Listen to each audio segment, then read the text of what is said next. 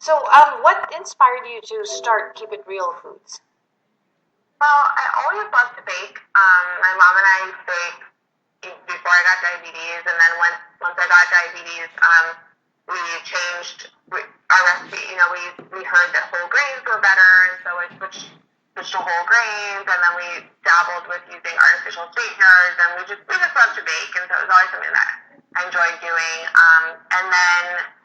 And I'm also going to tell this story at the event, but I've got it kind of fresh in my mind, so I've been preparing for that. So, and then about, I guess it was probably like 8 years ago, or no, maybe like 6 years ago.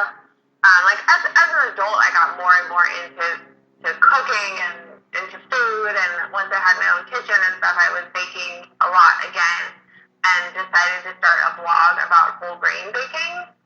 And that was for the blog that you found, Grain Expectations. So that was my first business. Okay. Well, I started the blog. It was never really a very big deal. It was just sort of something that I dabbled in. And then when I moved to Seattle, so I moved to Seattle about 4 years ago. I moved to Seattle and didn't have, I had like a part-time job, but I was moving to a new place, and I needed kind of a project, and that's when I decided to open for business officially. So I started selling at farmers markets up there. But what I kind of realized eventually was that the whole grain baked goods weren't actually that diabetes friendly, and I really wanted them. Like, that was kind of the purpose, was like, oh, whole grains are better for people with diabetes, and they're better for everyone. So, and that kind of stuff was hard to find.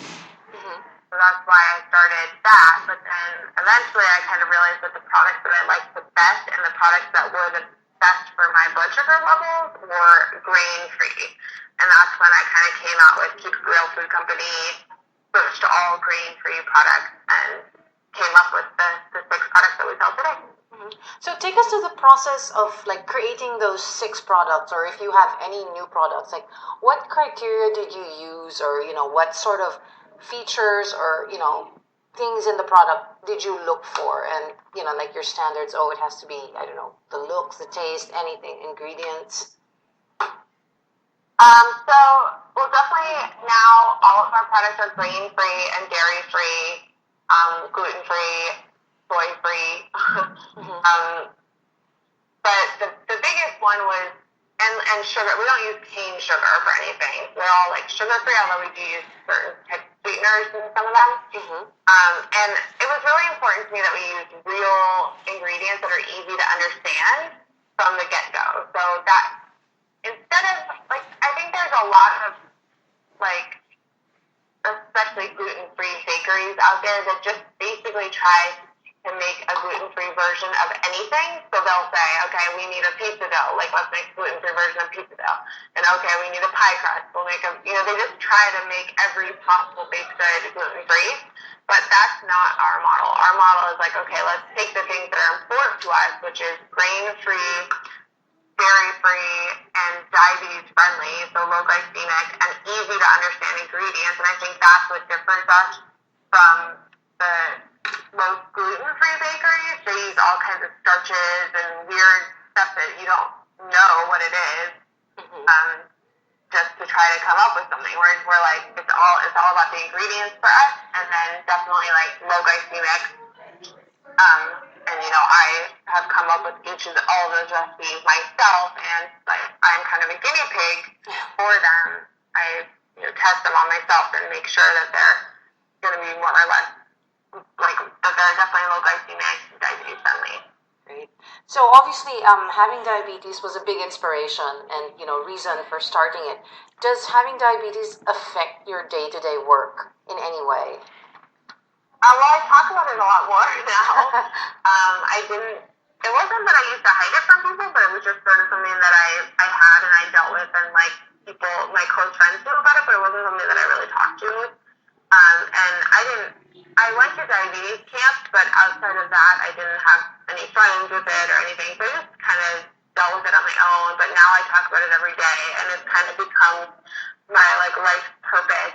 I truly believe that what's good for somebody with diabetes is good for everyone, and that's kind of now my life goal is to help people understand that actually, like, understanding how foods affect your blood sugar levels is important for everyone, whether you have diabetes or not. And so the knowledge that I've gained and that other people with type 1 diabetes gain is seeing how foods impact our bodies, and that's such a great skill to have, and to get that feedback is really kind of a unique opportunity that we have, and I think that information is valuable to other people.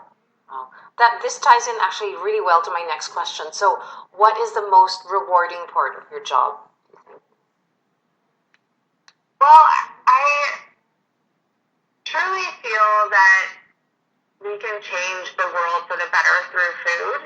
And like, I think that the more people learn about food and the more that we make changes to the food that we buy and the food that we eat, the better the world will become, because those choices will make people healthier and make the planet healthier.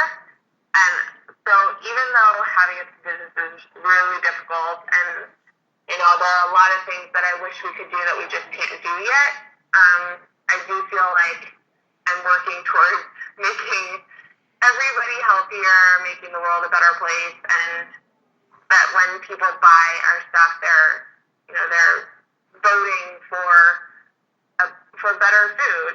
I think that can really kind of change the world. Just think about it.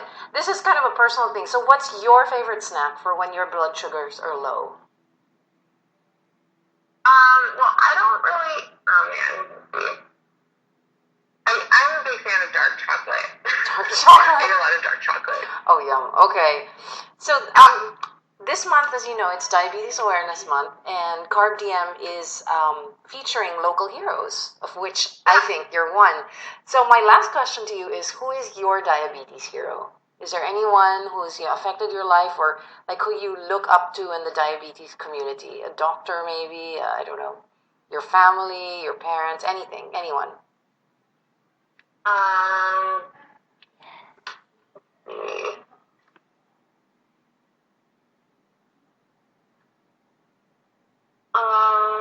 I guess I'll say Dr. Mary Simon, who was the doctor at Thurston Meadow Camp when I was there. She was definitely, even though she was not my doctor ever, she was the best doctor that I've ever had in terms of diabetes, because she herself had type 1 diabetes, and she just really understood every aspect of it and never made somebody feel bad about anything. She just wanted to work with you to get stuff figured out, and I love working with her. Okay. So, no more questions. That was basically it. And yeah, thank you so much for your time.